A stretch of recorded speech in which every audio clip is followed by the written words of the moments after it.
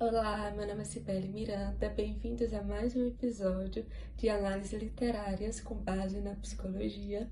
E o livro de hoje é A Hora da Estrela, de Clarice Lispector. A história se inicia, com o autor falando que ele se chama Rodrigo SM, E aí ele fala que vai escrever uma história. E a gente não sabe que história é essa, mas ele fala que é de uma pessoa que ela vai ser invisibilizada pela sociedade. E aí ele fala que sente dificuldade, para descrever essa tal pessoa e que vai tentar, com todas as formas, de uma maneira mais simples, mas ele vai escrever. E aí ele fala tipo assim: o que escrevo é mais do que invenção. É minha obrigação contar sobre essa moça entre milhares delas. É dever meu, nem que seja de pouca arte, o de lhe revelar-lhe a vida. Porque há no direito ao grito, então eu grito. Como a nordestina, há milhares de moças espalhadas por cortiços, vagas de cama no quarto, atrás de balcões, trabalhando até a estafa. Não nota sequer que são facilmente substituíveis e tanto existiriam que não existiram. Poucas se queixam e, ao que eu saiba, nenhuma reclama por não saber a quem. Esse quem será que existe? E aí ele fala que o objetivo dele não é criar uma história romântica e que é para apresentar uma realidade duríssima que é dessa personagem, que a gente sabe que ela é nordestina. E aí ele fala que se ele enfeitar, o pão dessa moça, essa moça nunca poderia morder, então ela morreria de fome. E aí ele tem que falar algo simples para captar sua delicada e vaga existência. E aí ele começa a falar que essa moça, ela deveria ter ficado lá no sertão de Alagoas, de onde ela veio, e sem nenhuma datilografia. E a gente percebe aqui que ela fez um curso de datilografia, ela é uma datilógrafa, E aí ela ganhou, diz o autor, uma dignidade, na vida. E aí ele fala assim: essa pessoa, essa personagem que nós vamos conhecer, ela é tão abobada que ela sorri para os outros na rua. Só que essas pessoas, elas não percebem ela, E aí ele fica tipo pensando: ah, mas será? Deve ser pelo jeito como ela é, como ela se comporta na rua, Causando um estereótipo, querendo ou não, E aí podemos perceber que esse autor, ele é bastante reflexivo, das suas escolhas e como ele vai contar essa história. E também tem muitas hesitações. E aí, frequentemente nessa história, ele vai interromper, a narrativa para refletir as suas escolhas. Ele deveria escrever esse livro mesmo, se ele está escrevendo corretamente, e também algumas coisas sobre a vida dele, que ele se questiona bastante, sobre a vida dele. E aí ele fala, sobre o ritmo da história e ele não sabe como essa história vai terminar, Porque ele diz que sente muito medo, de passar logo pro final. Então a gente vai descobrir essa história juntamente com o escritor. Mas apesar das desavenças, ele afirma cumprir o compromisso de ser 100% fiel à história, 100% fiel a essa personagem, E ele se preocupa em sensibilizar com a história. Ele vai falar tipo assim: eu não sou intelectual, escrevo com o corpo, e o que eu escrevo é uma névoa úmida. As palavras são sons transfundidos de sombras que se entrecruzam desiguais, estalactites de renda, música transfigurada de órgão. Aí mais tarde ele fala, que essa narrativa mexerá com uma coisa delicada, a criação de uma pessoa inteira que na certa está tão viva quanto eu. Cuidai dela, porque meu poder é só mostrá-la para que vos a reconheçais na rua, andando de leve por causa da esvoaçada magreza. Então aqui ele fala, tipo, pra gente refletir bastante, quando a gente estiver ouvindo essa história, porque a gente tá falando com uma pessoa que é escorraçada da sociedade, é invisibilizada, é marginalizada, e uma pessoa que nunca teve voz. E esse escritor, ele fala que ele está dando voz para essa pessoa. E aí ele fala que vai se vestir de roupas de menino e tal, tudo para parecer com a nordestino, né? Então é como se ele tivesse um espelho e ele se refletisse nesse espelho. Então ele quer se sentir como ela. E aí ele diz que vai ficar trancafiado, né, dentro de um quarto escuro, não vai saber muitas coisas sobre o mundo lá fora para entrar 100% fiel ao personagem, porque ele refletindo nas coisas, né, porque ele diz assim, né, mais tarde, que ele quer sentir algo na vida, né, ele quer conhecer a humildade para poder valorizar a vida que ele tem, né. E aí ele fala muito bastante dessa questão dessa reflexão de existência, porque tem uma hora que ele fala assim, tipo assim, que a personagem, né, ela não sabe se ela existe, sabe? Ela não sabe o que é viver. E aí ele fica, tipo, indignado, porque tem uma vez que ele fala assim, meu Deus, toda hora eu me assusto com a minha própria existência. Tipo, eu tô pensando e do nada, caraca, eu tô no mundo real, eu tenho que me ligar e tudo e tal.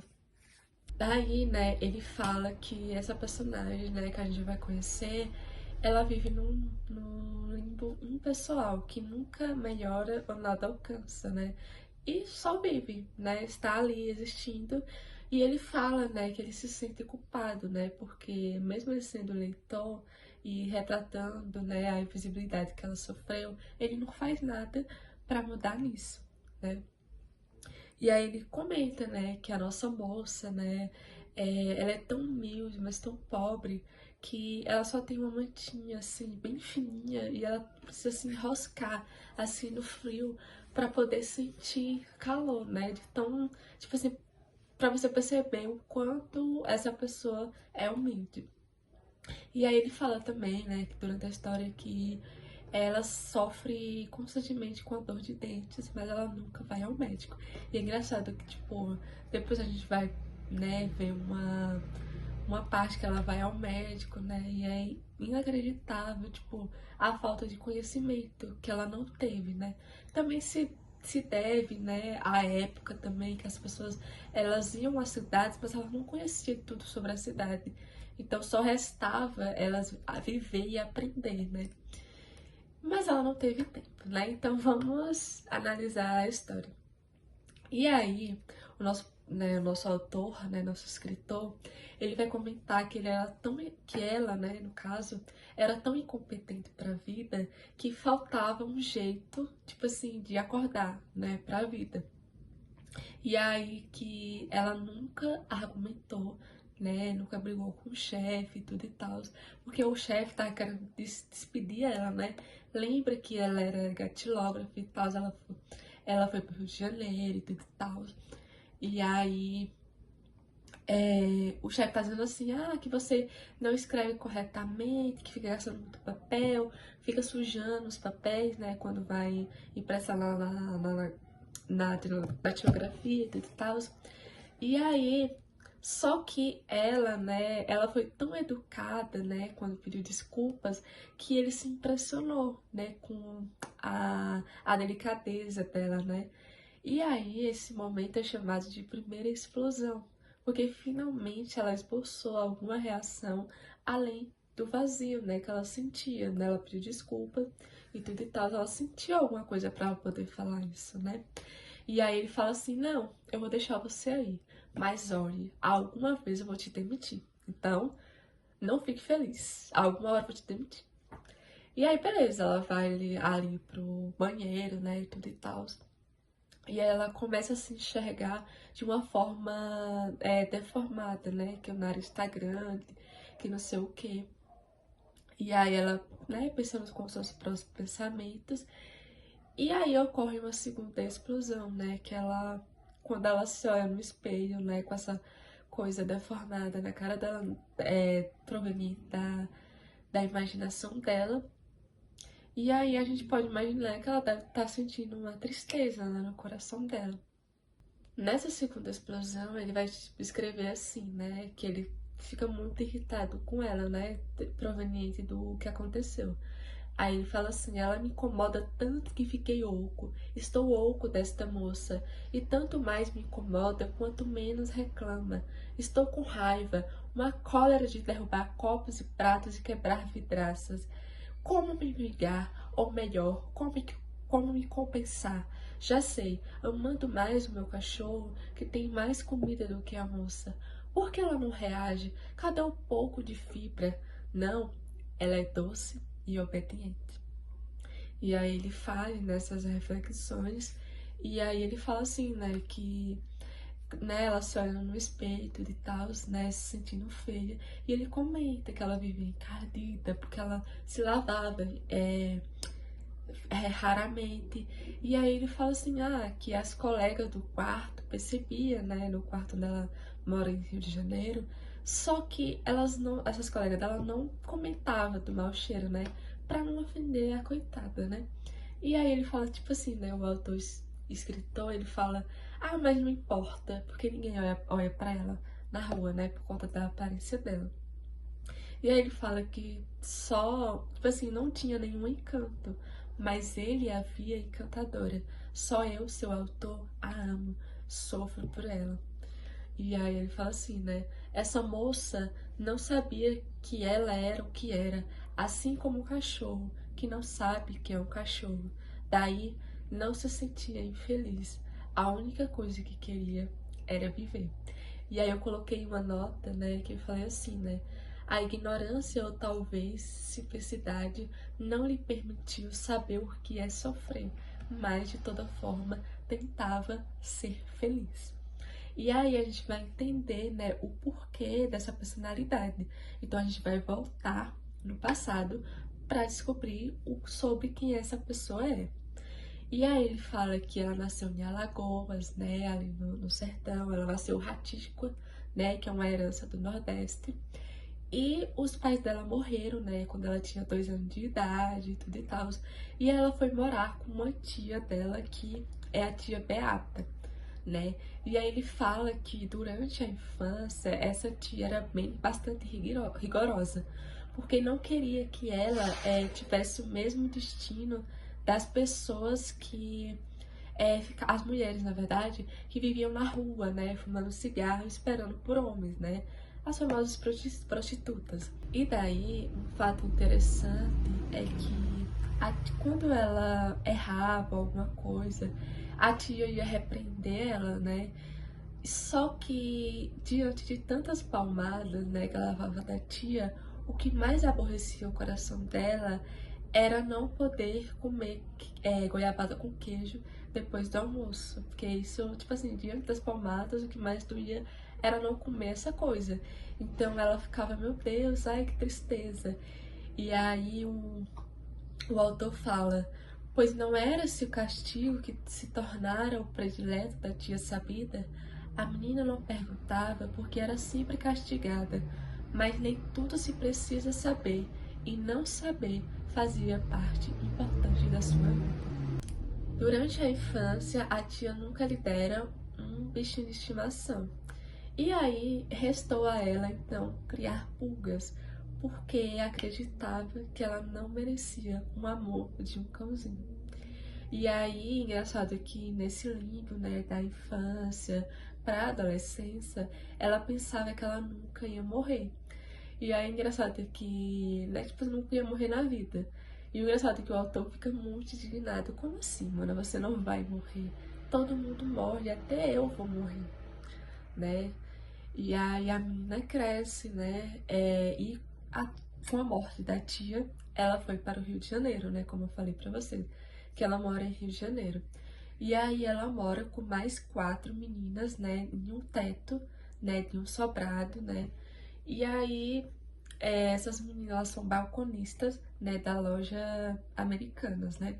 E elas moram ali na rua do Acre, né? Essa Rua do Acre é bem famosa, né, na época, pelas bastantes prostitutas, né, que viviam ali atrás dos marinheiros, né?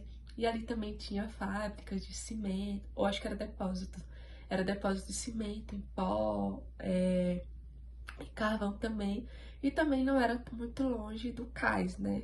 que tinha ali os portos, né? Daí ele comenta, né, que essa rua, né, onde essa nossa personagem ela mora, é uma rua bem nojenta e ele nunca moraria ali.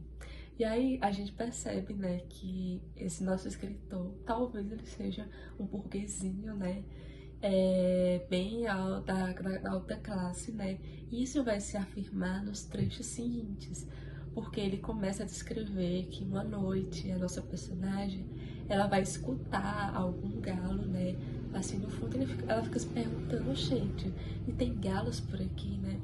E ela fica com a sensação nostálgica, né, da roça.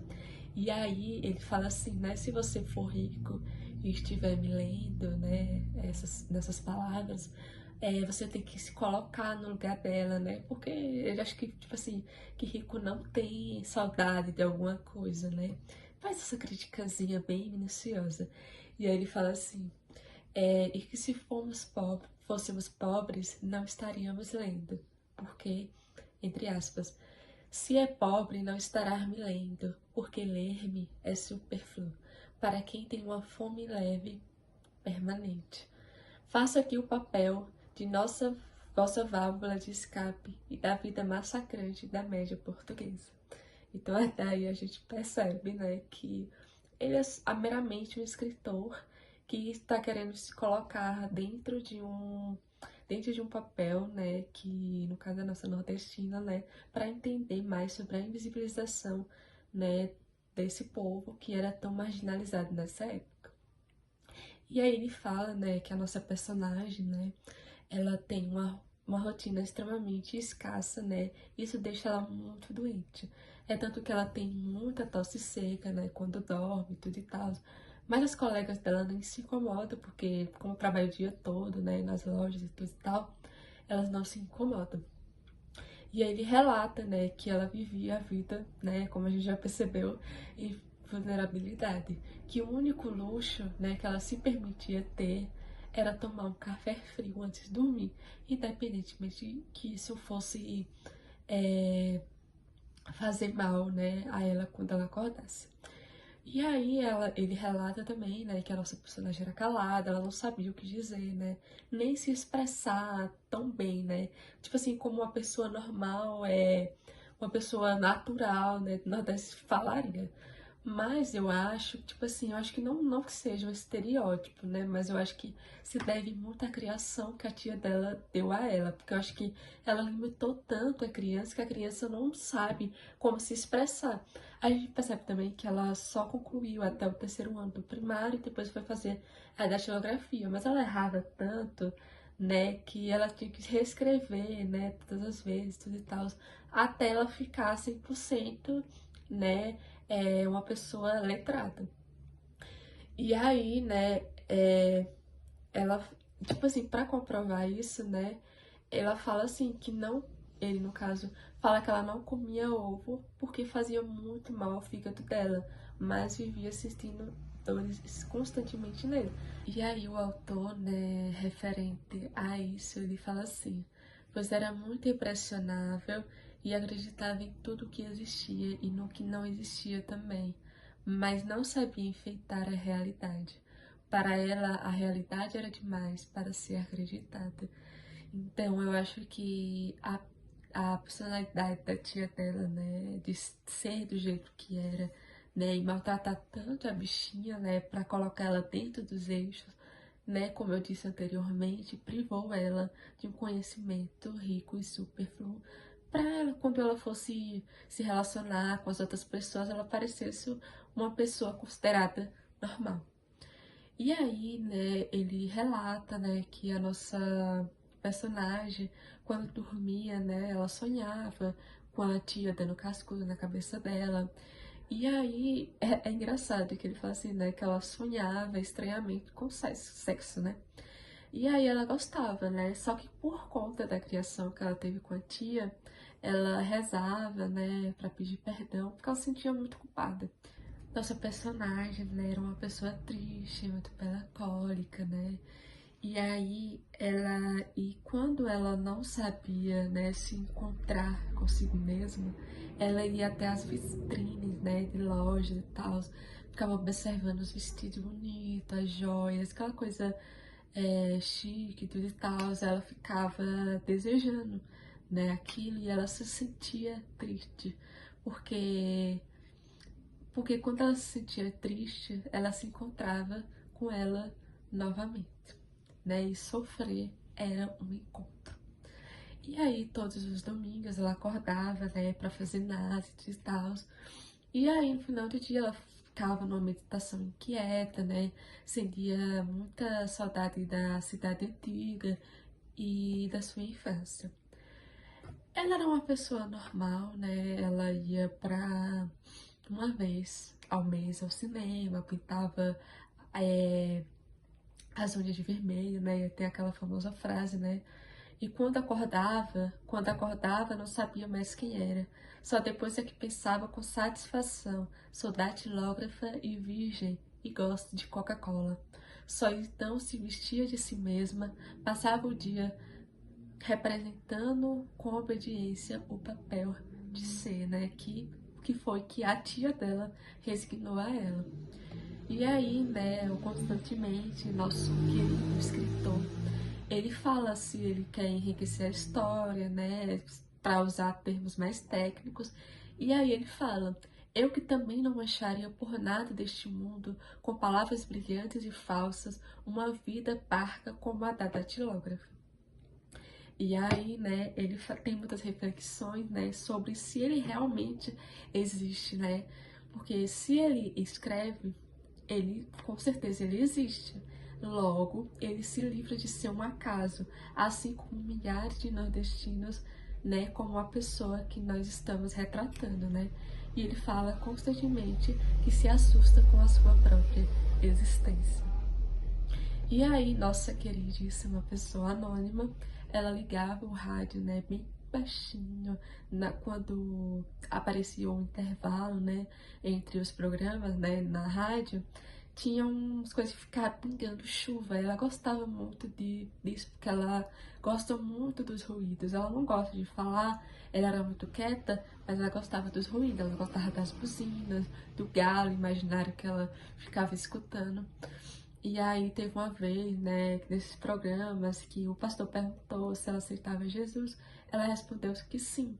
E aí o escritor faz uma breve reflexão, né, como ela não sabia meditar sobre a palavra de Deus, né, e que suas meditações, né, que ela fazia nos finais de domingo, tinha a ver com nada, né, a existência, o vazio, a vaga existência que ela sentia. E aí ela tinha alguns prazeres na vida, né? Porque nem só de desgraça vive uma pessoa, né? E ela recortava, né, os jornais com tudo que ela mais queria e ficava observando, né? E sobre o futuro dela, é o que ela pensava, né? Ela pensava que o futuro dela tinha a de ser melhor. Então ela buscava ansiosamente por esse futuro, né? Onde as coisas estariam melhores. E aí ela acreditava, né? Só que o escritor fala, né, que só sabia que ele respirava, que para ele não existia um futuro, né, para ambos. E aí, né, ele começa a contar coisas cotidianas, dizendo que ela nunca fez coisas que são consideradas normais pra gente, como ir ao restaurante, receber presentes. E aí um dia ela viu na mesa do seu chefe um exemplar de Humilhados e Ofendidos. E aí o autor, né, chega a ficar um pouquinho feliz, entusiasmado, porque ele pensa que finalmente ela vai ter um pingo de consciência social. Só que ela chega na conclusão que ninguém a havia ofendido e que as coisas tinham que ser assim. Tipo, ela era pobre porque tinha que ser assim, não porque existia um sistema, né, capitalista e tudo e tal, que oprime as pessoas, né, que moram no Nordeste e tudo e tal. Então ela não tinha ela não conseguiu ter esse pingo de consciência porque não tinha ninguém para dizer para ela que ela era uma pessoa humilde, né, infelizmente. E aí, enquanto ao amor, né, dessa nossa personagem, a paixão por homens bonitos era tanta que olhar né, para ele fazer ela gaguejar em sua própria mente. Ela tinha até vergonha de comer na frente dela, ela saía, né, para comer em outro lugar, porque ela sentia muita vergonha. E aí, um dia, ela se permitiu ter uma tarde, né, de tédio e tal. Como ela tava vazia ali no apartamento e tudo e tal, ela colocou uma música bem alta e tudo e tal. E aí ela se permitiu ser ela mesma. Então ela se olhou no espelho, né? Lembra que eu falei que ela se olhou no espelho lá no trabalho, se assustou? Pois aqui ela não se assustou, mas ela falou: é isso, eu vou ser eu mesma, não sei o quê. E é isso. E aí ocorre a terceira explosão, né? Que é um sentimento de felicidade, que ela finalmente pensa que ela vai viver alguma coisa, ela precisa mudar, finalmente ela tá dando um jeito na vida dela. Aí nesse mesmo dia, em meio a uma chuva, quarta explosão, ela encontrou a primeira espécie de namorado em sua vida. Eles se encontraram, eles se reconheceram como os dois nordestinos, bichos da mesma espécie, que se farejam, nas palavras do autor. E aí ele se aproxima dela e convida ela para um passeio, né?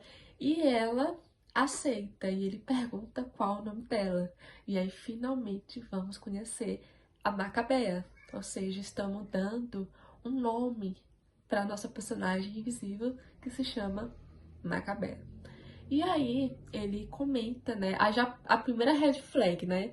Ele já comenta tipo assim, ai, parece uma doença, nome de uma doença, doença de pele.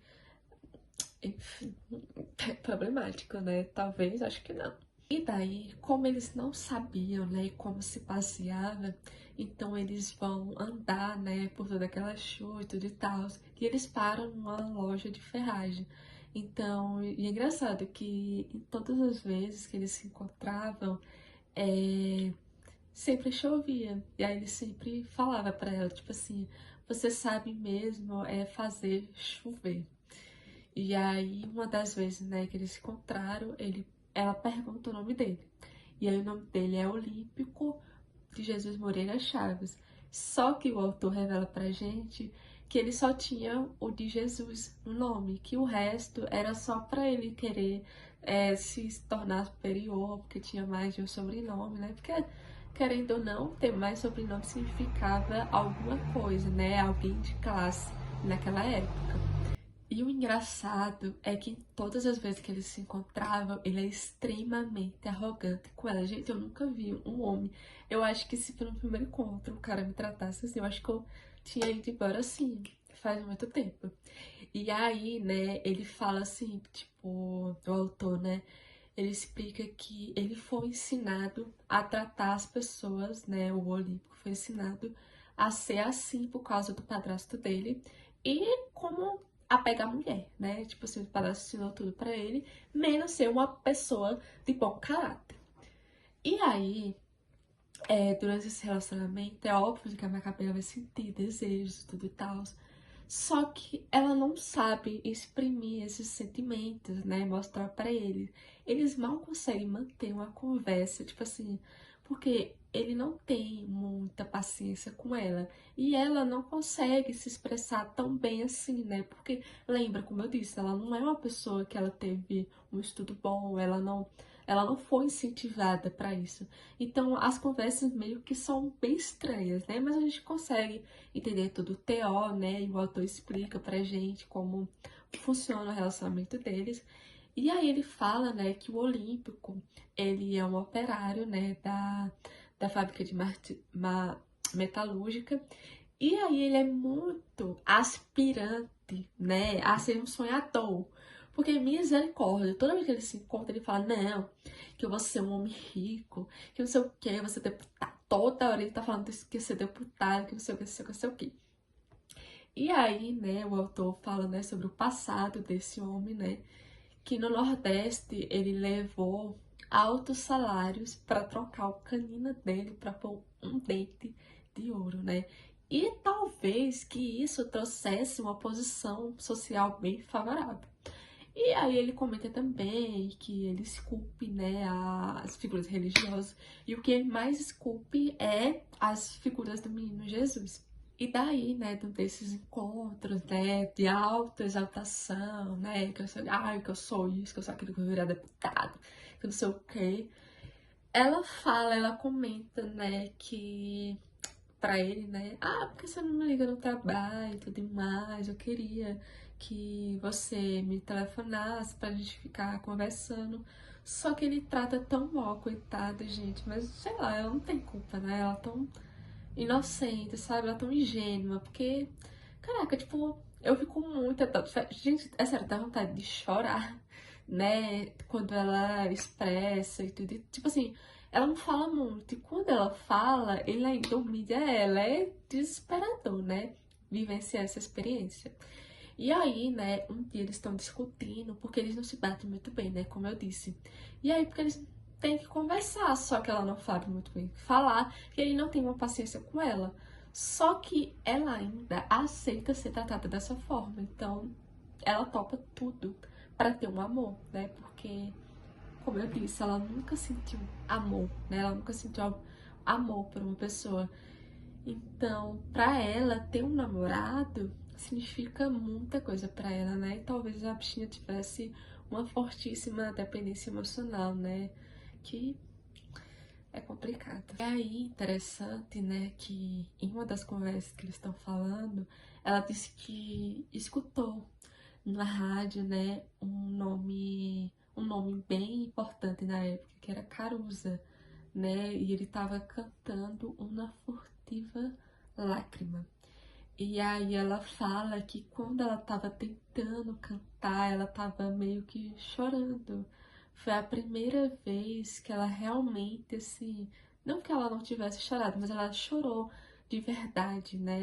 E ela não sabia quanta água ela tinha nos olhos dela. Tipo, essa parte eu acho muito interessante, né?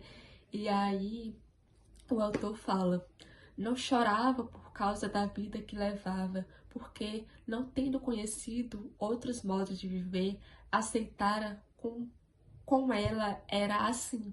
Mas também creio que chorava porque, através da música, adivinhava talvez que havia outros modos de sentir, havia existências mais delicadas e até com um certo luxo de alma.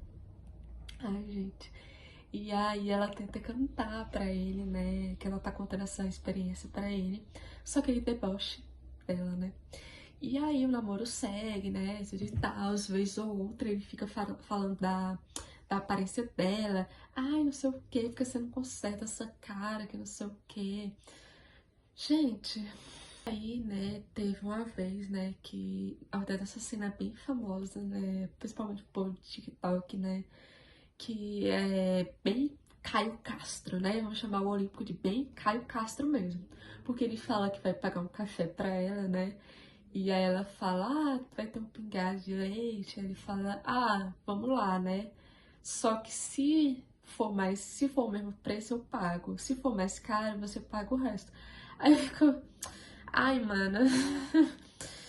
Enfim, acontece muito desses casos, porque tem uma vez que eles foram para o Jardim Botânico e aí ele teve, ela mesma teve que pagar o próprio ingresso para entrar. Gente, eu fico impressionada, eu fico, meu Deus, já existia um Caio Castro nessa época, né? Além do mais. Porque a gente acha que, tipo assim, não, o homem era provedor da casa. Só achamos mesmo, viu? Aí, nesse zoológico, ela fala que ela nunca viu os animais, né? Os animais selvagens e tudo e tal. E aí, quando ela vê o rinoceronte, ela fica tão impressionada que ela meio que faz o número 1 em si mesma. E aí, pro Olímpico, ela fala que ela sentou em um banco molhado e tal. Só que assim, né, gente? Ele não dá a mínima pra ela. Se ela não contasse, ele nem ia perceber. Então, eu tenho raiva desse macho. E aí, né, nos encontros seguintes, é a mesma coisa, ela sem saber o que falar, porque ela não sabia expressar os seus próprios sentimentos, e o cabra fica falando, eu quero ser rico, blá blá blá blá blá. E aí, né, o autor faz uma descrição, né, uma breve, assim, quem era o Olímpico, dizendo que ele ficava encebando esse cabelo velho, todo pra trás, que ele era bom de briga e talvez que ele tenha matado alguém na vida dele e que ele roubava muito, né? Sabe que ele roubou um relógio, né, de um colega dele que deixou na pia e tal. Enfim, esse homem é um homem bom, de bom caráter, né? Como podemos ver até agora. Daí, diante do relacionamento todo, a única bondade que ele fez pra ela foi dizer assim, que se ela fosse demitida, ele deixaria um empreguinho, uma reservinha, uma vaga, né? Indicaria ela no emprego de metalúrgica. E aí ocorre a quinta explosão, porque era de felicidade. Porque o autor vai falar tipo, que na metalúrgica ali existia a sua única, né, a única conexão que Macabea tinha com o mundo, né, que era o Olímpico. Daí tem algumas vezes que o autor fala, né, que queria muito cuidar da Macabea do jeito que ela merecia, né, não é só porque ela vinha de uma situação inferior, né, a que ela estava, que ela não, na verdade ninguém merece, né, galera. E aí, né, porque o imprestável do namorado dela, né, não mostrava nenhuma satisfação em namorar a Macabea. Daí, Olímpico, né, o namorado da Macabea, ele conhece a Glória, né, e ele fica muito interessado nela porque ela tem muita classe. E daí, pra ele, a Glória seria uma aquisição muito útil, porque ela era do RJ. Ela era mestiça, mas era branca. Era loira, apesar de ter cabelos crespos. E pra ele, um homem nordestino ter uma mulher como ela, mesmo que feia, era, tipo, muito revolucionário, né? Pra ele ter uma ascendência, né, no cargo de política e tudo e tal. E aí descobre que a Glória tinha pais, que o pai dela tinha um açougue e que ela era muito bem alimentada, por isso que ela era bem gorda. E aí tinha os quadris largos, né, o que daria uma ótima parenteira. Gente, machista, né? Só dessas opiniões aqui que eu estou expondo, percebemos que é um misógino, babaca, e eu ainda tô sendo leve. E aí, diante, né, do esfriamento desse relacionamento, né, entre o Olímpico e a Macabea, se é que alguma vez já foi, né, morno, né, sempre foi frio pra mim, e ele foi sumindo. E aí ocorreu uma sexta explosão dentro do coração dela. E aí ele avisou, né, pra ela, dentro de um dos encontros, né, o último encontro que ele teve, né, com ela, que ele estava namorando a Glória, né, que era ela, a mulher da vida dele, não sei o quê. E aí ocorre uma sétima explosão dentro do coração da nossa queridíssima Macabea. E aí ele, diante da cara, né, que ela ficou sem reação, né, ao saber que ela foi trocada pela colega de trabalho, né. E aí ele fala assim pra ela, né, tipo assim, como se não bastasse, né, essa situação toda. Ele olha pra ela e fala: "Você, Macabea, é um cabelo na sopa, não dá nem vontade de comer. Me desculpe se eu lhe ofendi, mas sou sincero, você está ofendida." E aí ocorre uma oitava explosão. E a reação dela foi rir, porque ela não se lembrou de chorar. E os dois riram junto, porque ele não ficou sem saber o que fazer. E aí, né? E aí o autor fala: depois que Olímpico a despediu, já que ela não era uma pessoa triste, procurou continuar como se nada tivesse perdido. Ela não sentiu desespero, etc. Também, o que é que ela poderia fazer? Pois ela era crônica e mesmo tristeza também era coisa de rico. Era para quem podia, para quem não tinha o que fazer. Tristeza era luxo. E aí, no dia seguinte, já que ninguém deu uma festa para ela, nem de noivado, ela falou que faria uma pra ela mesma. Então ela comprou um batom vermelho vibrante e aí passou como ela se fosse a Marilyn Monroe. E aí aconteceu uma nona pequena explosão, E aí, quando ela voltou, né, ali na sala onde ela trabalhava, a Glória se assusta. E aí ela pergunta se tu ia ser feia. E aí Macabea dá o troco. Aí nas palavras do autor ele fala, na verdade, ele citando toda a situação. A Glória pergunta, me desculpe eu perguntar, ser feia dói?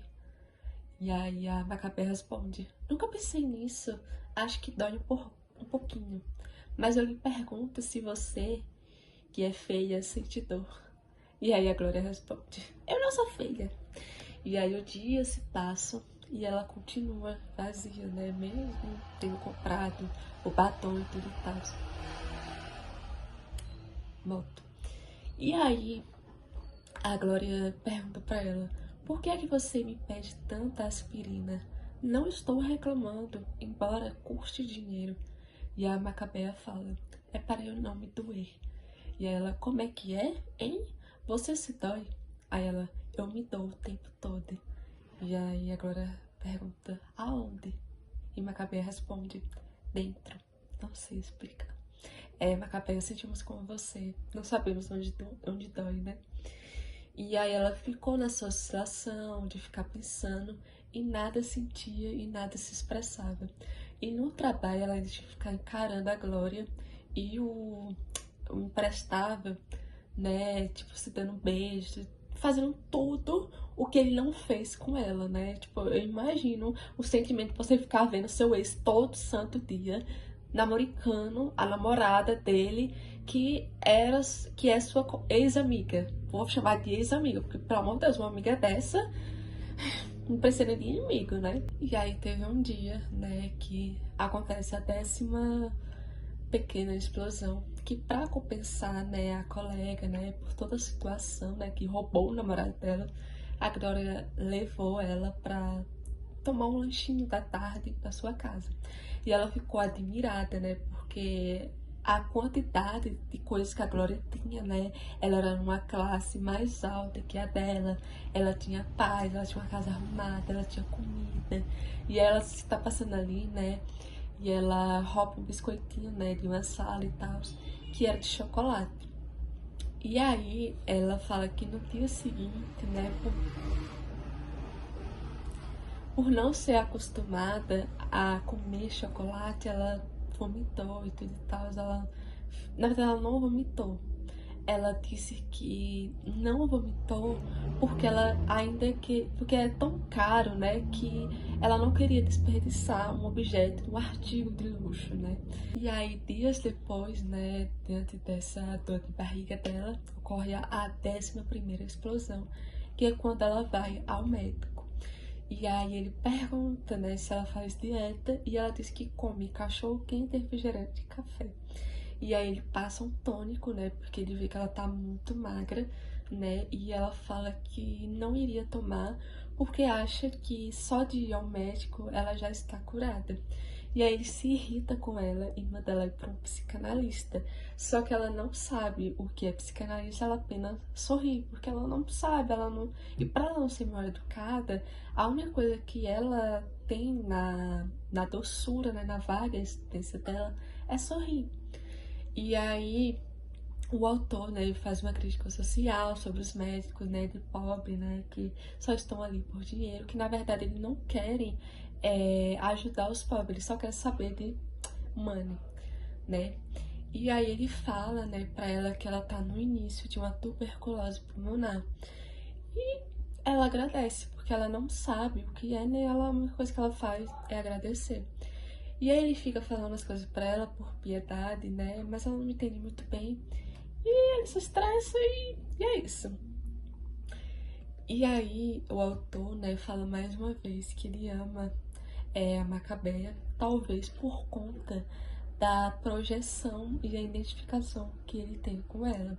E aí ele fala assim, Maca, porém, jamais disse frase, em primeiro lugar, pude ser parca palavra, e acontece que não tinha consciência de si e não reclamava nada, até pensava que era feliz. Não se tratava de uma idiota, mas tinha a felicidade pura dos idiotas, e também não prestava atenção em si mesma. Ela não sabia. E aí, quando ela retorna ao trabalho, ela não fala nada do que aconteceu, né? Que ela tinha um início de uma tuberculose. Aí, pra mim, porque ela sente, como ela sentia muito frio, é normal que nessa época ela pegasse porque ela não se cuidava, né? Ela bem adoentada, ela não comia bem, né? Comia porcaria. E aí, também porque ela não tinha ninguém que dissesse isso pra ela, né? Apesar porque a pelo visto, a tia nunca ensinou nada pra ela nem se alimentar corretamente. Eu tenho raiva dessa tia que estragou essa menina. Ai, que raiva. E aí, ela não contou nada pra Glória. E aí, dia depois, ela vê o casal, né, do Pombinhos lá se amando. E a Glória percebe, né? Ela fica, então, né, mana, o macho é meu agora. E aí, ela disse assim que ela viu na cartomante que esse homem seria dela e só pra ela e nada mais. E aí ela falou que não queria desobedecer a cartomante porque a cartomante dela nunca errava. Ela pergunta se é caro. Aí a amiga dela, né, a Glória, fala: Não, não se preocupe, eu vou te emprestar, depois você me paga e tá tudo ok. E aí, beleza, ela inventa pro chefe dela que ela tá com dor de dente. E aí ela fica tão feliz com essa audácia, né? Porque ela teve a audácia de ter uma audácia que ocorre a 12ª explosão.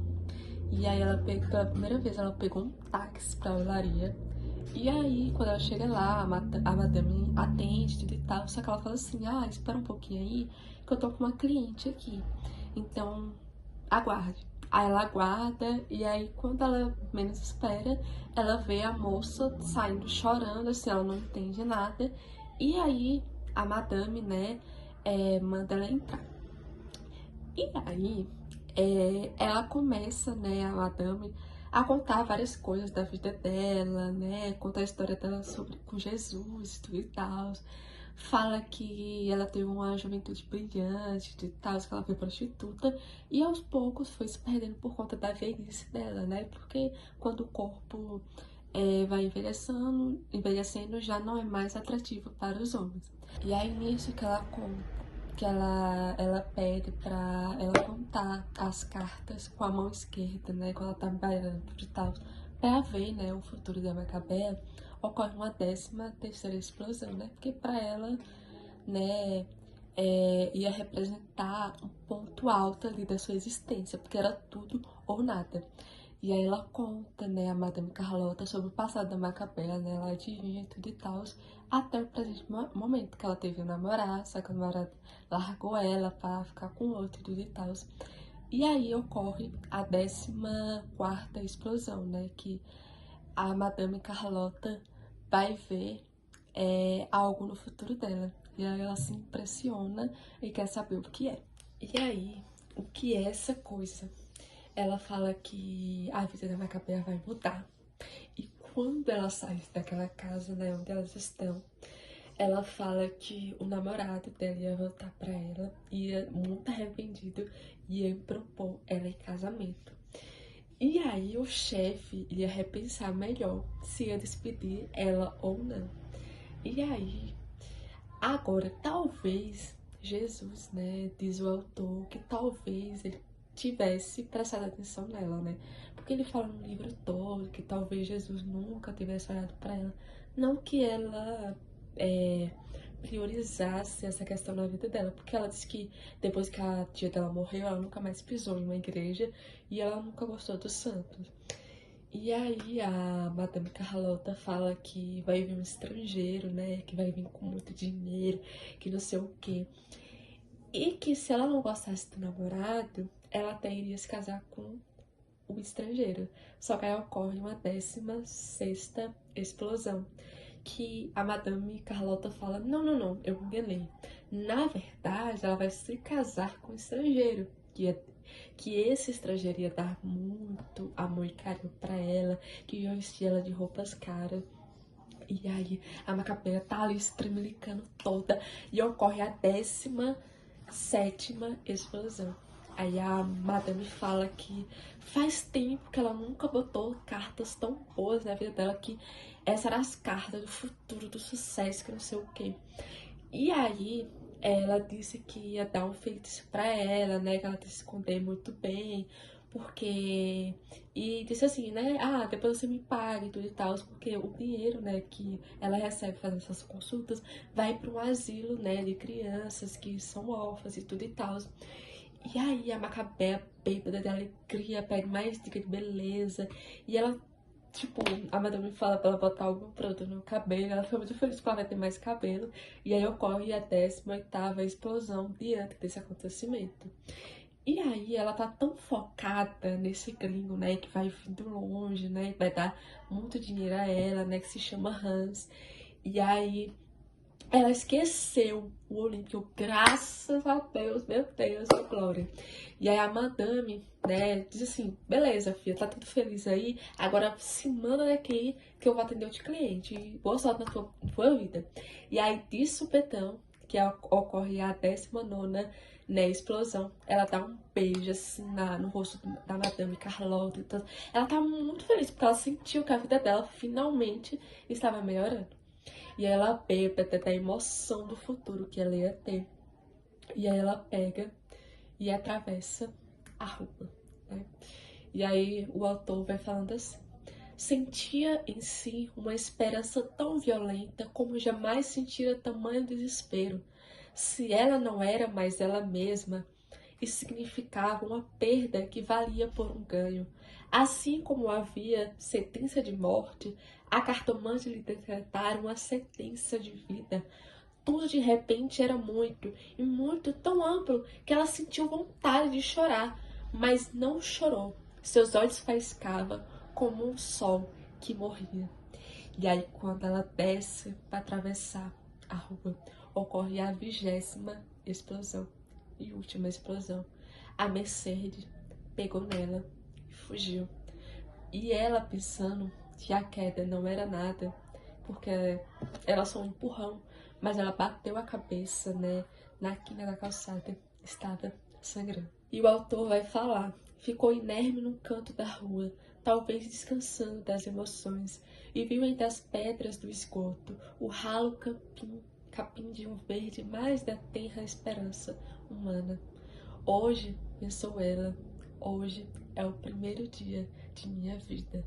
Nasci. E aí o autor começa a descrever as últimas sensações da Macabea para que ela não morra, né? Então ele tá na esperança que quanto mais ele fale sobre ela, sobre as emoções que ela tá sentindo, ela não vai morrer. E aí começou a garoar. E aí o autor fala, né, que o Olímpico talvez tinha razão, que Macabea só fazia chover.